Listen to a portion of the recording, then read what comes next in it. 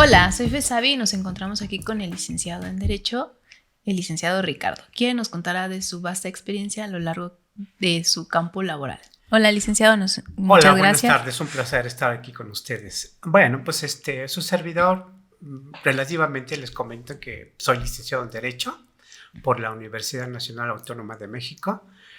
Estudié en lo que antes era la ENEP en Apacatlán, hoy FES Acatlán.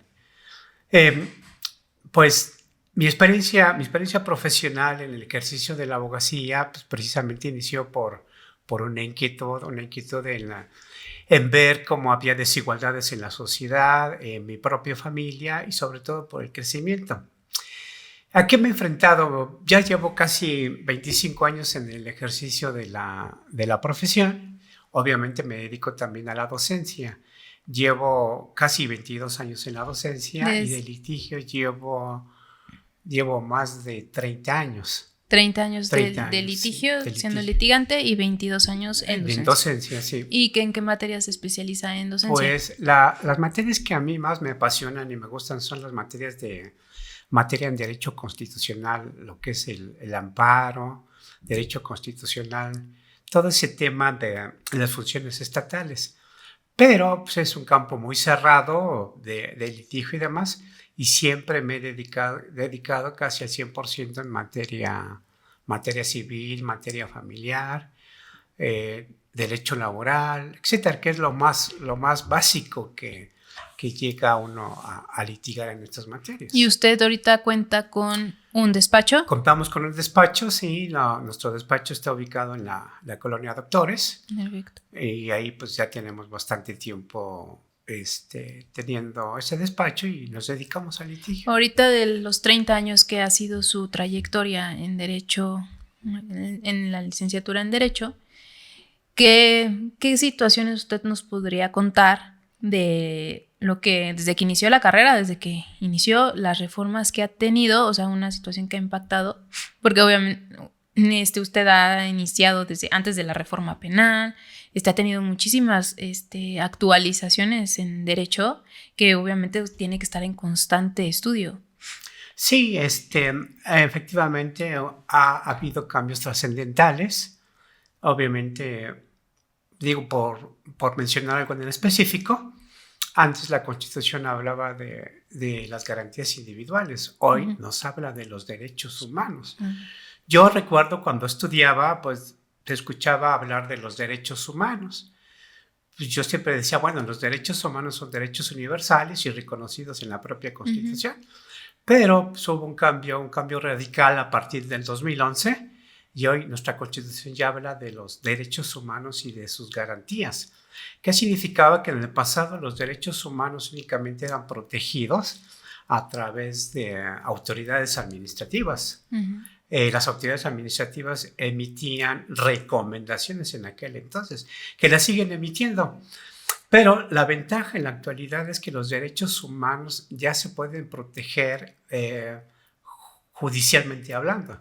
La propia Constitución establece ya derechos humanos y sus garantías. Para usted, como abogado litigante que ha llevado mucho tiempo, ¿cuál fue el impacto que tuvo en ya dejar las garantías individuales y ahora convertirse en derechos humanos, ¿no? Sí, en el aspecto de la docencia, en el aspecto del ejercicio de la profesión, este cambio de los derechos humanos nos abre un panorama de oportunidades, porque antes litigar en cuestiones de derechos humanos era sumamente difícil. Hoy, reconocidos los derechos humanos en la propia Constitución y reconocidos por los tratados que ha celebrado el Estado mexicano, en el ejercicio de la profesión tiene una amplitud de la cual nos tenemos que enfocar como estudiantes, docentes, investigadores, y los derechos humanos tienen una amplitud totalmente distinta a la que se tenía anteriormente. Sí, porque pues, o sea, ahorita ya los derechos humanos están enfocados, por ejemplo, que tenga el niño un derecho del interés superior del menor, ¿no? Eso antes no se veía. Apenas es como, bueno, o sea, sí se veía, pero no era así como que tuviera, es que hay que protegerle al menor interés superior del menor. Teníamos la costumbre de, en el ejercicio de la profesión y de la aplicación de la norma jurídica a casos concretos, que el juez yo lo digo literalmente, que el juez a rajatabla únicamente aplicaba el derecho interno. Exactamente. Y en la actualidad el juzgador y cualquier operador jurídico tiene esa posibilidad a veces de aplicar un tratado internacional, a veces de inaplicar un derecho interno, precisamente para proteger el interés superior del menor y proteger los derechos humanos. Ya hablar de la Constitución no es limitante, la Constitución atrás de ella viene un sinfín de tratados internacionales en materia de derechos humanos. Sí, pues de hecho la Constitución es en la pirámide de Kensel, es la norma superior de todo, ¿no? Últimamente ya hace varios doctrinas, dicen que los tratados internacionales están como que a la par de la Constitución, o sea, hay mucho litigio en eso. Sí, que de hecho yo escuchaba por ahí a catedráticos, investigadores, que eso de la pirámide de Kelsen respecto de la jerarquía de las normas, pues ya en un momento va a dejar de aplicarse. Hoy, en el ámbito constitucional ya se habla de un bloque de constitucionalidad de las normas. Ya no se habla como tal de una jerarquía en ese sentido. ¿Cómo sería, para explicar a la audiencia, qué sería un bloque constitucional de las normas? Bloque de constitucionalidad, bueno, significa que ya no necesariamente nos vamos al tema de la pirámide invertida de Kelsen. Significa que, como yo lo decía hace un momento, el juzgador, el aplicador de la norma jurídica tiene un sinfín de herramientas para resolver un asunto. Un asunto, como yo decía, puede aplicar derecho interno o puede aplicar un tratado internacional, o puede inaplicar una ley interna y preferir un tratado internacional, precisamente para proteger los derechos humanos a los que hace referencia el artículo 1 de la Constitución, que nos habla precisamente de esa protección de manera oficiosa, o el principio pro persona que señalan que al momento de resolver un asunto, el juzgador puede tener la posibilidad de aplicar una norma u otra. Sí, que beneficie y siempre más va a a la aplicar persona. la norma jurídica que sea más favorable a ese gobernado más bien para respetar sus derechos humanos. ¿Y qué pasa si uno de los gobernados en el que tienes que aplicar la norma es el imputado? No estarías dejando afuera a la víctima porque los dos son personas y los dos tienen derechos humanos. Sí, precisamente el aplicador de la norma jurídica, es bien cierto que el imputado, acusado, sentenciado tiene derechos humanos. También es cierto que las víctimas o ofendidos de la comisión de una conducta que la ley señala como delito también tienen derechos humanos. Exacto. Y en algún momento dado, el juzgador, el aplicador de la norma jurídica tendrá ante su presencia la aplicación de derecho humano de uno y del otro. Lo que puede hacer el juzgador es hacer un ejercicio de ponderación, decir, por acá tengo un derecho humano, por acá tengo otro derecho humano. Los dos son de la misma jerarquía, tanto en el derecho interno como en el derecho internacional. Voy a hacer una ponderación, voy a ver cuál es el derecho humano que puedo aplicar en este caso, dando preferencia a uno, dejando en segundo lugar al otro. Pero es muy difícil como autoridad agarrar y decidir cuál de las dos partes podrías darle. Sí, por eso tiene beneficio. que hacer un ejercicio de ponderación, tiene que aplicar lo que es la lógica, la propia experiencia, pero el juzgador tiene esa posibilidad. ¿Y le ha tocado algún caso en el que el juzgador sea... ¿El que haga ese ejercicio? El que haga ese ejercicio, pero que sea injusto. O sea, el que usted lleve un asunto y diga, es que no hizo lo que debía de haber hecho usted, juzgador, y como que ponderó más. Sí, es que, por ejemplo, escuchamos en los comentarios, es que la sentencia no fue justa. Exactamente. Pero es legal. Escuchamos muchas veces cuando se manifiestan las personas, es que queremos justicia, pero a veces es la justicia que ellos esperan, que ellos persiguen. Pero esa justicia no siempre es legal, no siempre es legal. Porque la gente siempre espera una justicia diferente a la que está establecida dentro de las normas. La justicia puede ser distinta para un sector y para otro. Habrá que recordar el principio básico de la justicia, ¿no? Que dice, como dice la constante y perpetua voluntad de dar a cada uno lo suyo y lo que le pertenece. Entonces cada sector de la sociedad dirá, pues a mí me pertenece esto y aquello. Y el otro sector de la sociedad dirá, bueno, esto es para mí.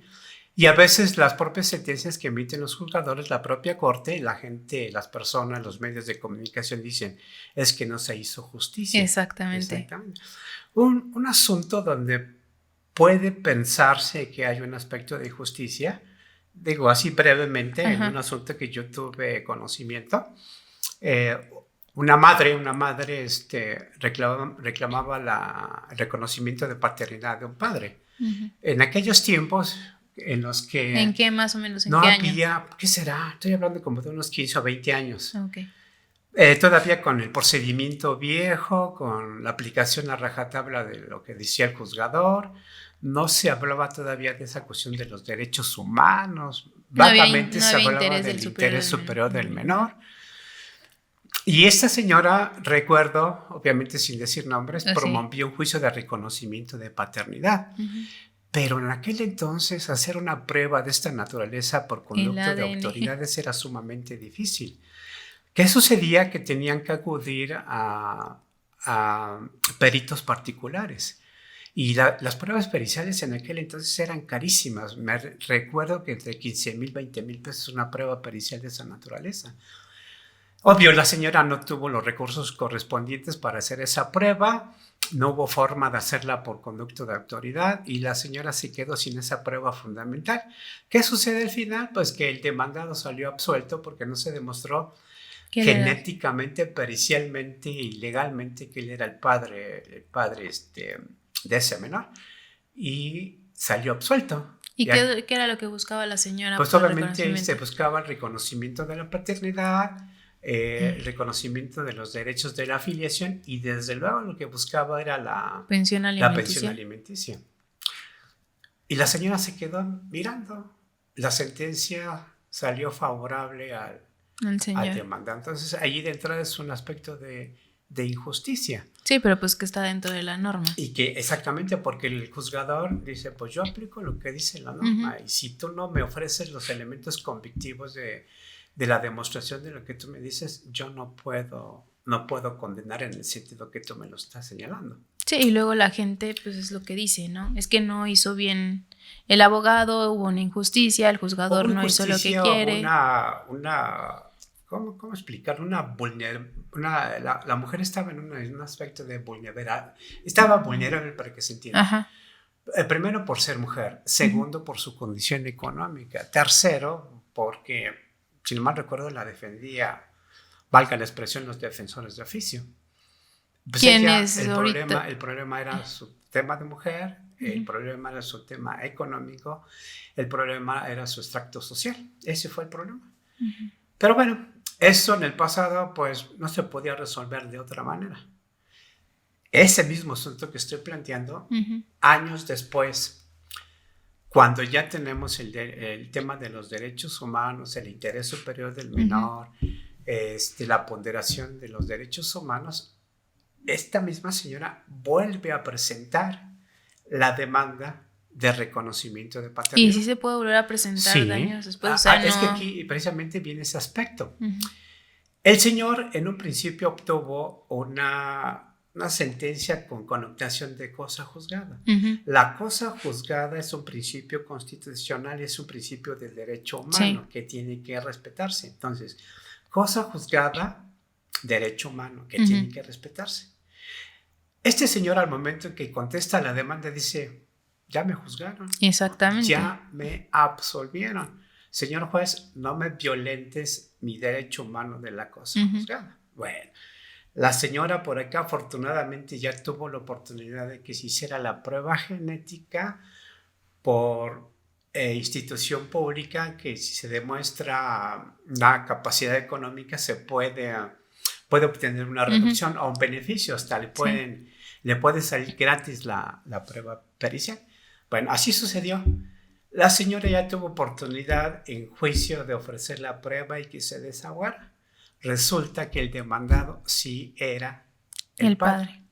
Pero por acá dice el padre, cosa juzgada, mi derecho Exactamente. humano. El juez dice, por acá tengo el derecho humano del interés superior del menor. El juzgador, al momento de resolver el asunto, cosa juzgada, interés superior. ¿Qué pesa más? El interés superior del menor. Que es precisamente una de las ventajas, virtudes del reconocimiento de los derechos humanos, que en el pasado, si lo hubiéramos planteado de esa manera, no, te desechaban. Se desechaba. Decía el juez de distrito, no, si tú me hablas de derechos humanos, ve y presenta una queja. Ajá, nosotros comisión. Vamos a conocer de violación a garantías individuales.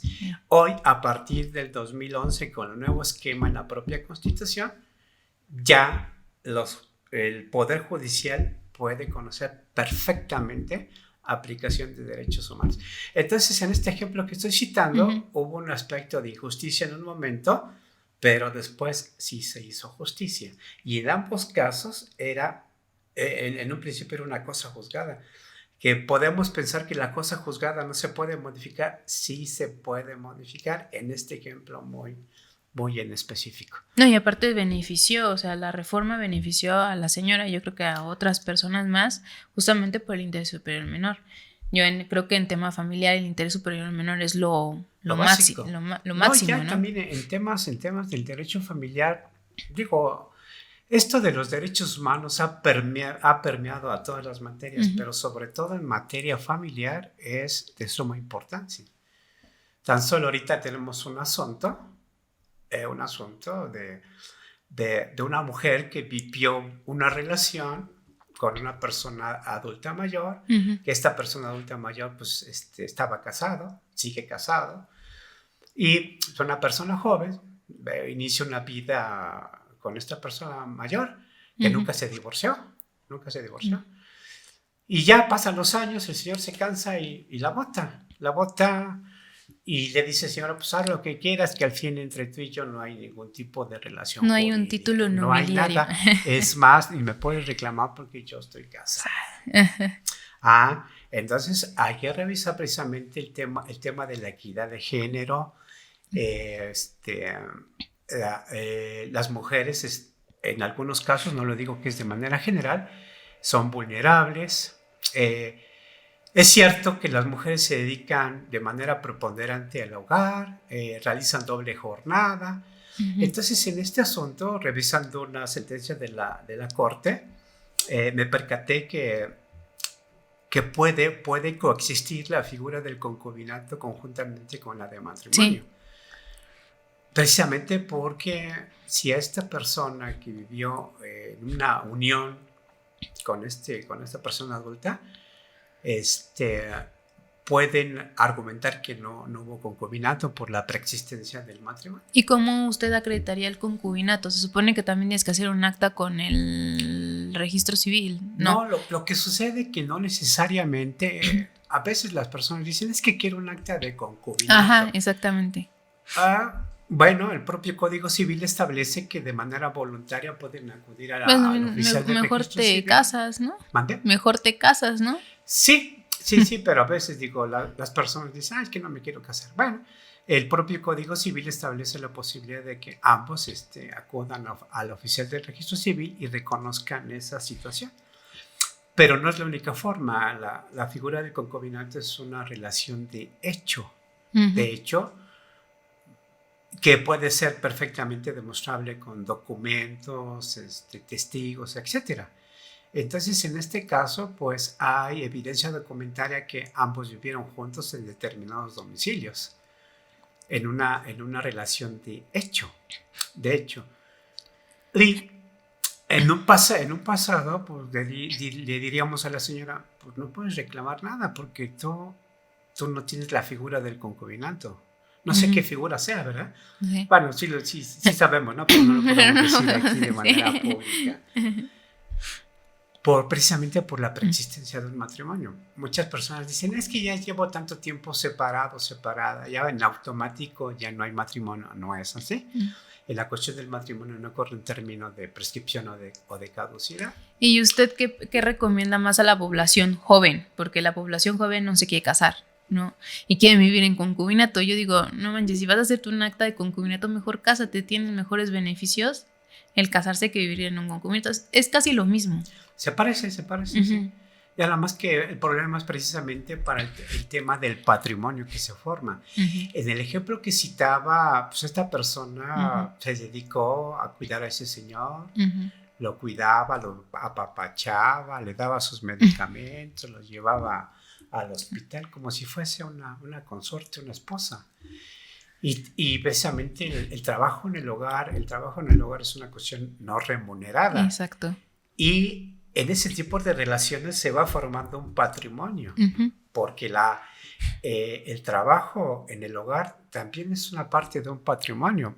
A veces me acuerdo que decían, ¿estudia, trabaja o a qué se dedica? No trabajo, me dedico al hogar. No, el trabajo en el hogar también, valga la expresión, es trabajo. Sí, nada más que no es trabajo bien pagado, es muy desgastante. Pues ni es pagado, pero es una actividad remunerada.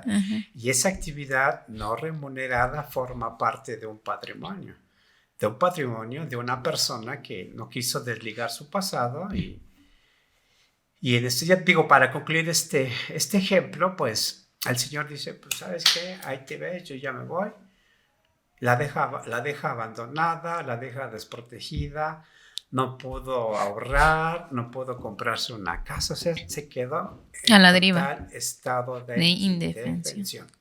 En un pasado, si iría a consultar a un abogado, el abogado le diría, no se puede hacer nada. No. O habría abogados que digan, sí, yo te lo soluciono por tantos millones de pesos. Bueno, no millones, sí, pero cierta cantidad importante. Pero en el pasado esto no tendría un aspecto de solución para ella. En la actualidad ya se puede, porque no se puede discriminar a la mujer y también al hombre, pero aquí en el ejemplo no se puede discriminar a la mujer por su condición de vida que hizo por una persona. No podemos discriminar un tema de matrimonio a un tema de concubinato. Porque si se dice en una sentencia que no se le reconoce un derecho, por ejemplo, a los alimentos, al patrimonio, se estaría discriminando a esa persona. Decir que las personas que vivan en concubinato son personas de segunda clase y no se puede permitir eso.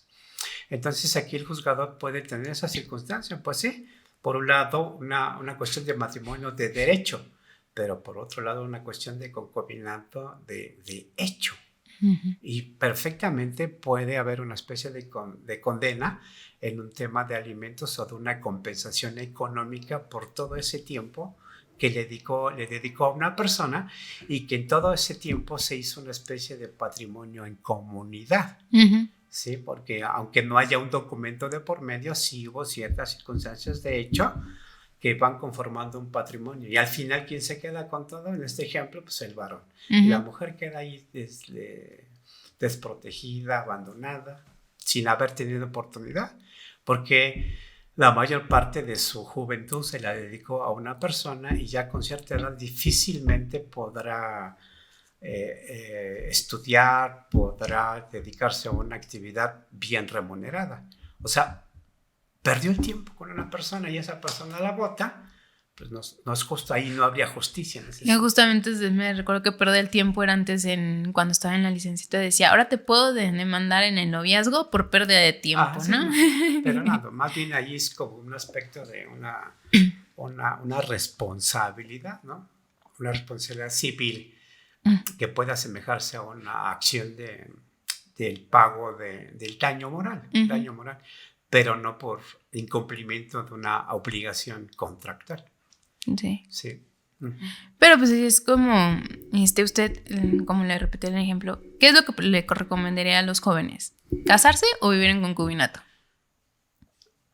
Para efectos de patrimonio, para identificar bien el tema del patrimonio, para identificar bien el tema del derecho sucesorio, pues mejor sería preferible casarse.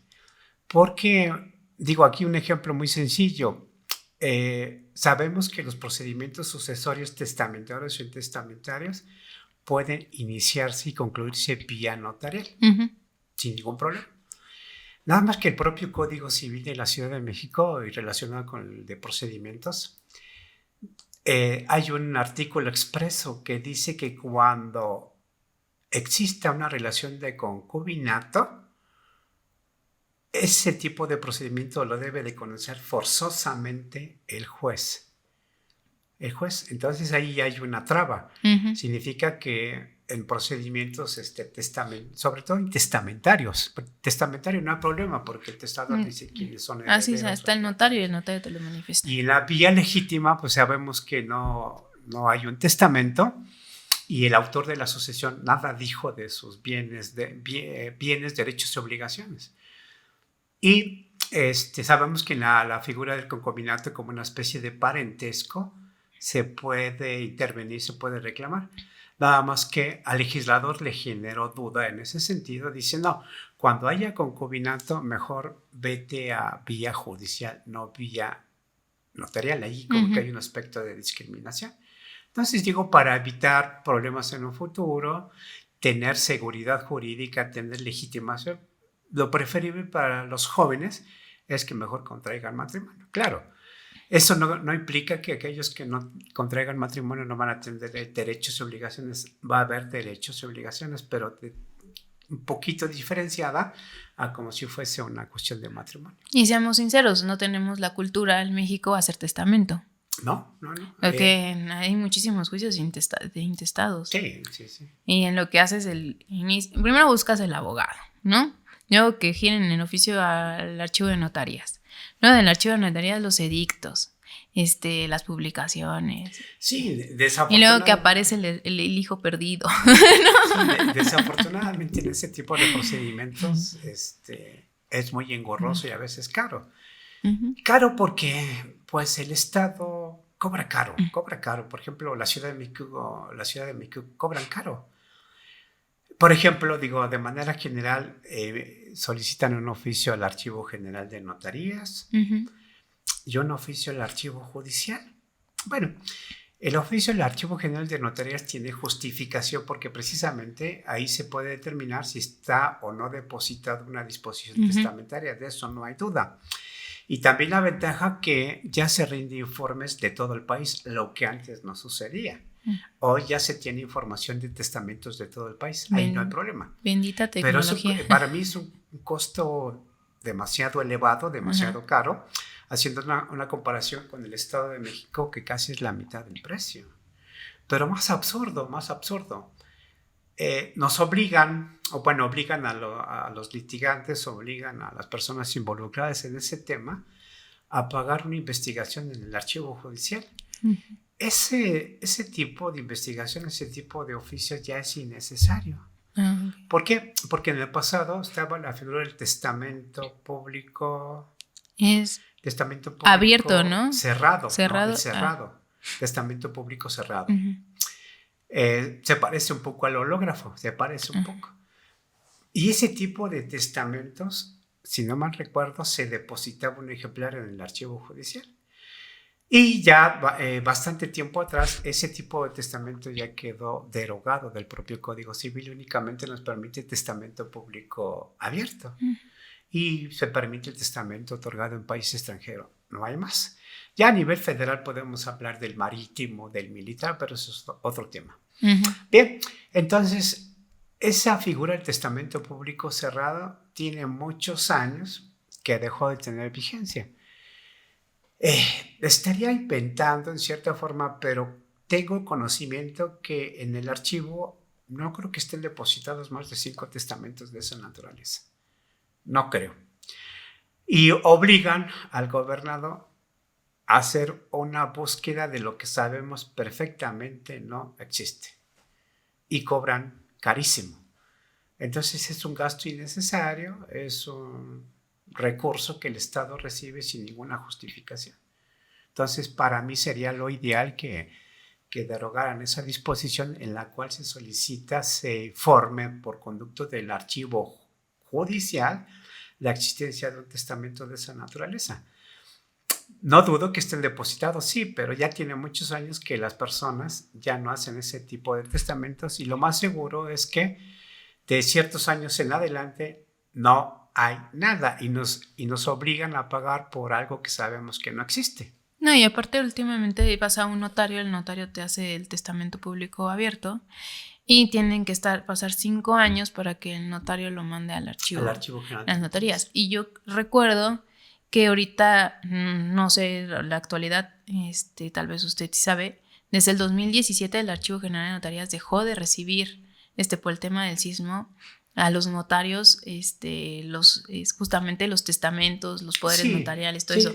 Y ahorita ya está resguardado en el notario. Sí, no, y eso retarda de manera significativa la impartición de justicia. Las personas cuando nos llegan a consultar vienen, sobre todo cuando no hay testamento, y habiendo testamento, vienen con la idea hacia nosotros en que su asunto se va a tardar. Se va a tardar, y es cierto, se va a tardar por muchas circunstancias, pero todo se va a tardar precisamente por el tema de las propias autoridades. Sabemos perfectamente que en materia notarial, pues el notario conserva los libros de protocolo por 5 años. Pasado ese tiempo los mandan al Archivo General de Notarías. Y sí, derivado de ciertas circunstancias de la epidemia, del sismo, hubo un tiempo en que era sumamente imposible obtener información del propio archivo. Eso lo quieren remediar un poco ahora con el uso de las tecnologías. Ya por ahí en materia notarial ya se puede hablar de documentos digitales que tienen la misma validez de un testamento de un acta. Qué padre. Pero digo, sinceramente en ese tema estamos sumamente atrasados. Ya como que ahorita están retomando el camino, pero se tardan, por ejemplo, para la rendición de un informe de esa naturaleza, sí se tardan bastante. ¿Más o menos cuánto le ha durado a usted un juicio intestamentario? Intestamentario, no, pues, tan solo tengo un asunto intestamentario que lleva 20 años, no se puede solucionar. Y no se puede solucionar porque, digo, aquí la particularidad es que los herederos no se ponen de acuerdo. No se ponen de acuerdo y siempre están peleando la masa hereditaria. Que a mí me toca más, que a ti te toca menos, que tú no viste por mis papás, que tú ya tienes, tú por qué reclamas, cosas por el estilo. ¿Y cuando muere uno de los herederos entran los hijos? Sí, de hecho en este asunto que estoy explicando, no se ha podido resolver, primero porque no se ponían de acuerdo. Segundo, porque los herederos reconocidos se han estado muriendo paulatinamente.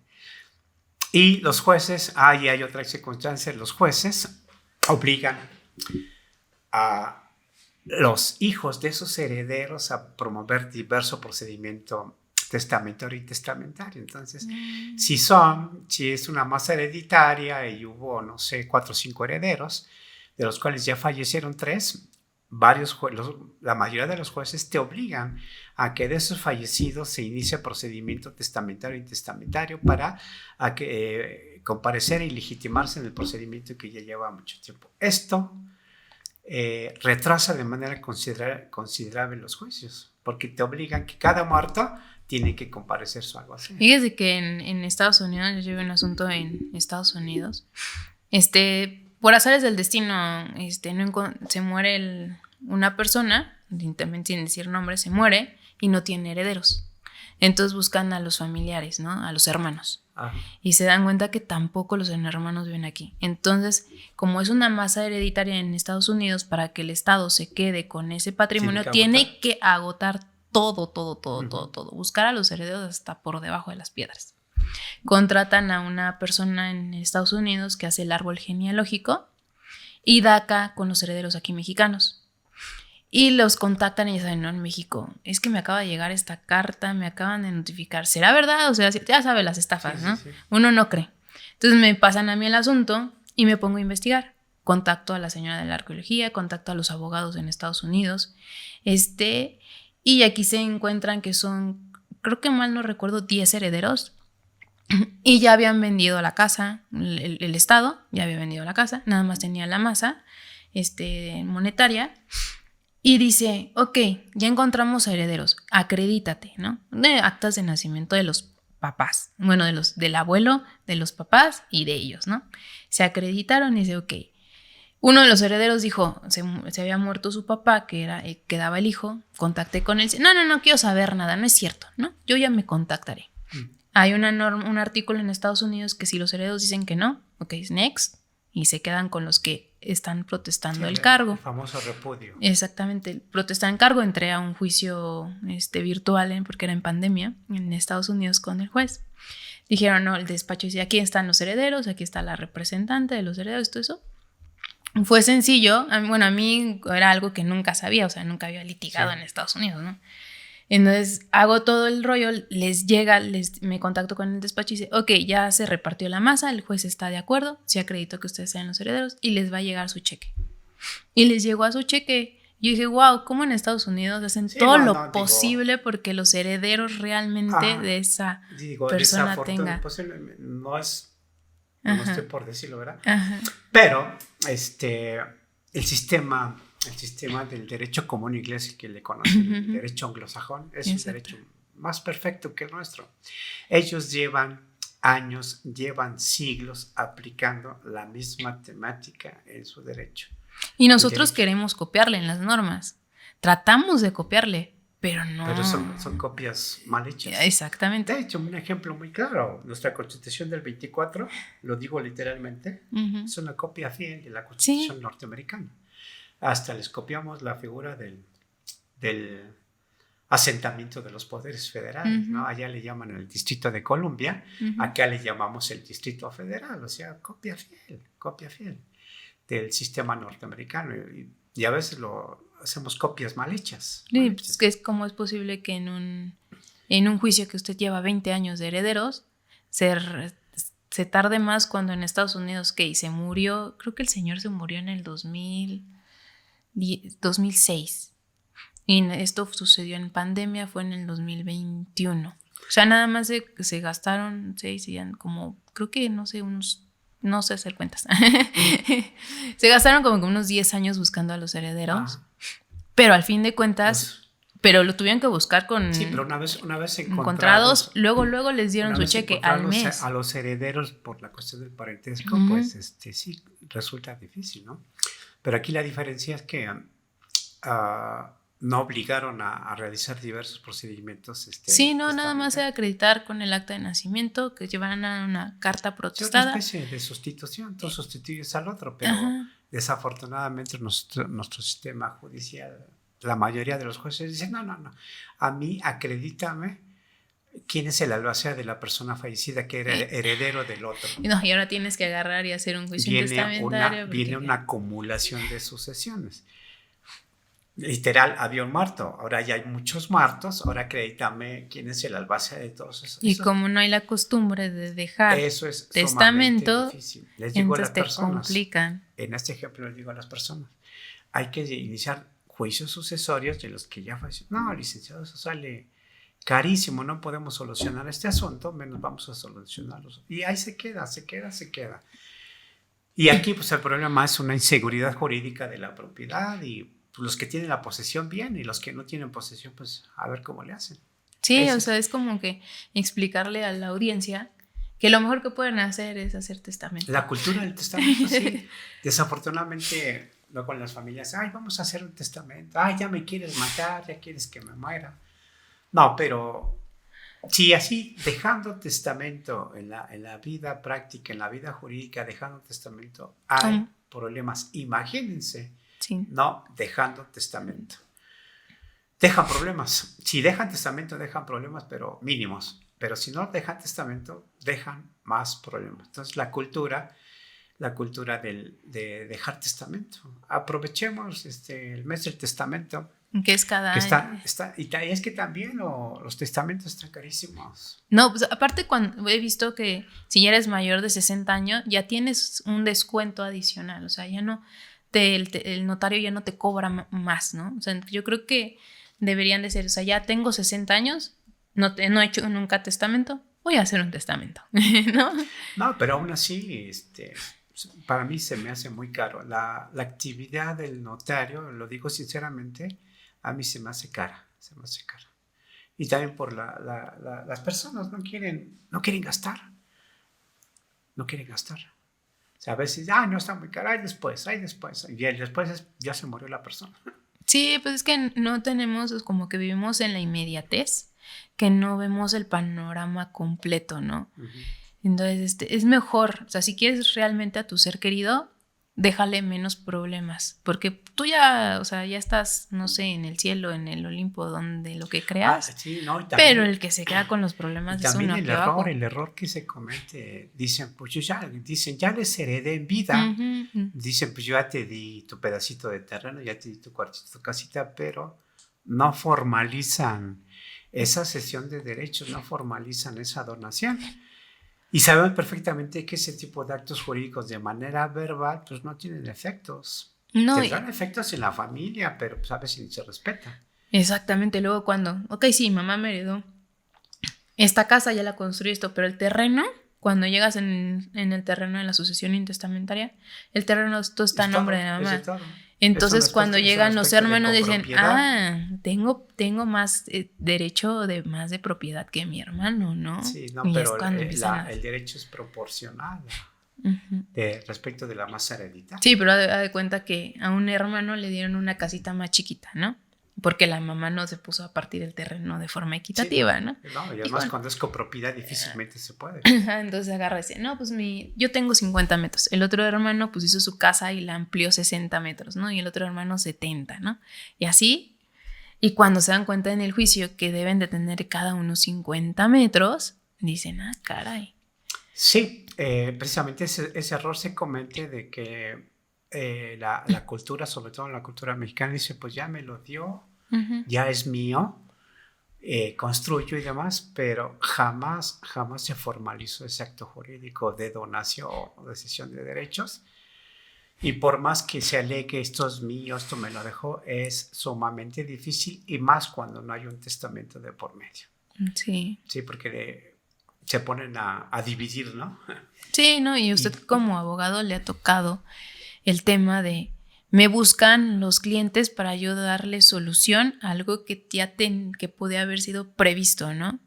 Y ellos dicen, a ver, Lick, resuélvamelo, ¿no? No, pero a veces no es tema sencillo resolver una cuestión de esa naturaleza. No pero ellos no creen que se hace. O sea, ellos piensan que todo es sencillo. O sea, no, pues ya esto y es suficiente, ¿no? Pero la complejidad que lleva no lo entiende. Yo creo, no sé, yo a veces he pensado en dar cursos a personas que no tienen conocimiento jurídico, no sé, una plática, una charla, explicarles a los ciudadanos comunes esos aspectos importantes, esos aspectos trascendentes, porque al final van a tener problemas. Por ejemplo, ayer nos consultó una persona que decía que sus abuelitos compraron un bien inmueble y se lo compraron en una inmobiliaria, y resulta que la inmobiliaria no es la titular registral, y los abuelitos así se la pasaron toda la vida. ¿Y no tienen acta de compraventa? No tienen, si acaso tendrán un contrato privado de compraventa de los abuelos. Uy. Los abuelos ya fallecieron, tuvieron hijos, parte de esos hijos ya fallecieron. Y por ejemplo, ese tipo de ejemplos, pues explicarle a la gente, a ver, vas a comprar un bien inmueble, vas a adquirir un crédito respecto de un bien inmueble, hay que buscar la forma de tener la seguridad jurídica, formalizarlo perfectamente. Yo siempre les explico que todo el tema que versa sobre bienes inmuebles, constituir una propiedad, transmitir una propiedad, extinguir una propiedad, garantizar con una propiedad, siempre la intervención del fedatario público para que formalice ese acto jurídico y sea materia de inscripción en el registro público de la propiedad. Y la mayoría de las personas no tienen esa cultura. No, entonces, porque para ellos es más fácil. Te firmo una carta de una cesión de derechos, aquí está, ya es la casa, es tuya. Me han llegado luego clientes que me dicen, ya soy propietario. Le digo, ¿tiene la escritura? Sí, aquí la tengo. Pero resulta que me está presentando la escritura del anterior dueño. Dice, ya me la endosaron. ¿Sabe qué? Le dieron puro papel. Puede tener usted la posesión, pero jamás va a tener La la propiedad. propiedad, tiene que formalizarla. Y desafortunadamente ese comprador primigenio va a fallecer Y los y le herederos va a no dejar el respetan. problema a sus hijos, luego a sus nietos, bisnietos, y así nos vamos Sí, con a mí me tocó un con un asunto círculo vicioso. en el que una persona justamente tiene la carta de compraventa y todo eso, y hasta aparte antes, antiguamente se daban, te doy las escrituras para que ya es tuyo, ¿no? Sí, sí, Porque sí. antes era así, se estilaba dar Se sigue escrituras, ventilando. ¿no? Y él tenía las escrituras originales, tenía la carta y todo eso. Fallece la persona y esta persona dice, bueno, pues ya necesito hacer un crédito. Mira, la solución, necesito que la propiedad pase a mí para que el crédito pueda funcionar en base a la propiedad. Le digo, ok, va. Le dije, pero ¿quién es el dueño original? No, pues es que, no sé, es que aquí están las escrituras. Pues hicimos la búsqueda en el registro público de la propiedad. Resulta que es el señor que le vendió. Ni siquiera se habían cambiado. Nunca. Jamás. Y le dije, ¿y ahora qué vamos a hacer? Y me dice, no, pues es que, ¿qué podemos hacer? Le dije, pues hay que hablar con los herederos, ¿no? Para que efectivamente ellos reconozcan que, no, uno de los herederos no quiso reconocer. Ya con uno que no reconociera, o sea, 4 sí, pero el otro no. Y entonces, no, es que me toca a mí la casa. Y empezó a convencer a los hermanos para la recuperación. En la recuperación de la casa, simplemente por la avaricia, ¿no? Porque la casa estaba en una buena zona. Sí, sí, sí. Entonces dice, no, pues si recuperamos la casa, nos la repartimos entre hermanos. Y dije, no, por Dios, ¿por qué me hicieron lo que tenía que hacer? Nos vamos a la otra cara. Aquella persona que tiene posesión, pues tiene derechos. Sí, ¿no? Justamente gritamos derechos, pagos, sí, pero es muy difícil, es un desgaste. Es un problema derivado de otro problema. Es lo que les decía, heredan problemas. Y en este caso, por ese comprador primigenio, por no acercarse a un abogado, por no acercarse a un notario, pues ahí están las consecuencias. Sí, por quererse ahorrar dinero en ese momento, porque es ahorrarse dinero solamente en ese momento. Pero va a perder más a futuro. Pero va a perder más en el futuro, porque ahorita es los juicios. Hasta con la posibilidad de perder la vivienda. Sí. Justamente. Y ahora, ¿qué es lo que dicen? Es que, ¿qué vamos a hacer? Le dije, pues espero que Diosito ayude, porque sí se puede hacer algo, pero es muy complejo, muy tardado y genera mucho gasto. Sí. Y hay que pagar honorarios. Y los abogados se dedican a esto, no cobran barato. Cobran caro. Se van por el porcentaje del valor del inmueble. Normalmente es el 30% del valor del inmueble. ¿Muy caro? Ay. Sí, o sea, bueno, es lo que yo, porque les digo, coticen abogados para que vean cuánto les cobran. Y uno, no, pues que el 30% del valor del inmueble, que el 20%. Lo más bajo que vi fue del 15% del valor del inmueble. Acá cobramos menos. Qué bueno. Pero pues sí, o sea, ya para finalizar, Lick, ¿qué le podría decir a la audiencia para que ellos prevengan situaciones? Aparte del tema de que sí hagan testamento, si van a generar patrimonio con la persona con la que van a vivir, mejor cásense. Sí, cásense y recomendación primordial. Cuando el acto jurídico verse sobre bienes inmuebles, muy importante siempre formalizarlo, siempre.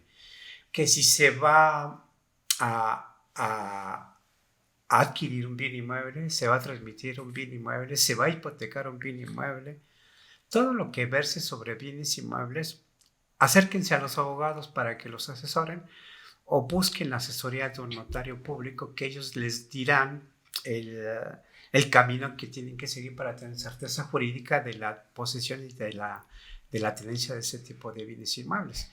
Porque desafortunadamente este país tiene muchos problemas derivados de la propiedad, posesión, transmisión de bienes inmuebles. Acérquense a los abogados, acérquense a los notarios para que se asesoren y no compren problemas.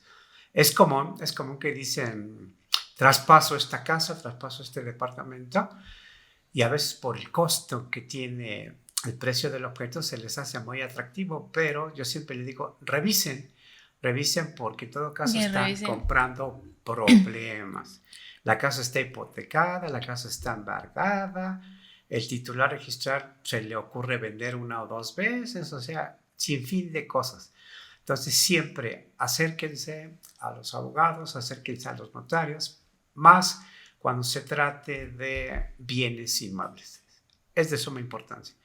Desafortunadamente, los juzgados están llenos de pleitos de esta naturaleza, por no prever, por no castrar, por no asesorarse. Sí, luego vienen a los despachos de abogados y dicen, Lick, pues solucioname, y se enojan porque tarda 20 años, 10 años, 5 años y están pagando honorarios, pero pues, entonces, formalizar un acto jurídico de esa naturaleza genera mucho problema jurídico y genera gasto que pudieron haber evitado en un principio.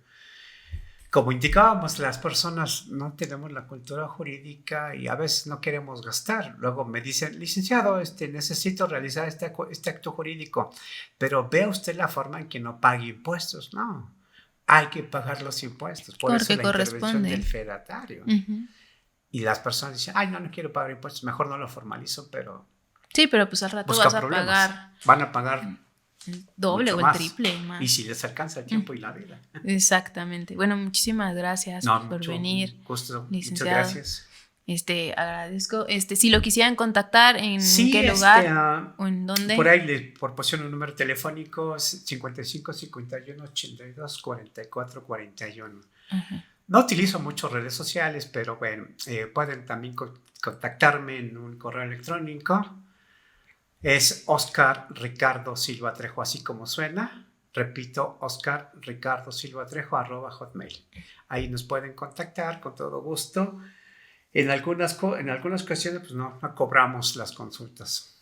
Lo que queremos es la divulgación del derecho. En algunas cosas pues a veces sí hay que cobrar, ¿verdad? Pero si es una consulta, por ejemplo, de tema familiar, de tema de propiedad, no tendría un costo dentro. Sí, mejor acérquense a los abogados que saben. Siempre acudan con un experto y qué mejor con el licenciado. Muchas gracias por venir. Si les gustó el video, denle like, suscríbanse y abajo dejo los datos del licenciado Ricardo para que puedan consultarlo. Muchas gracias, bye.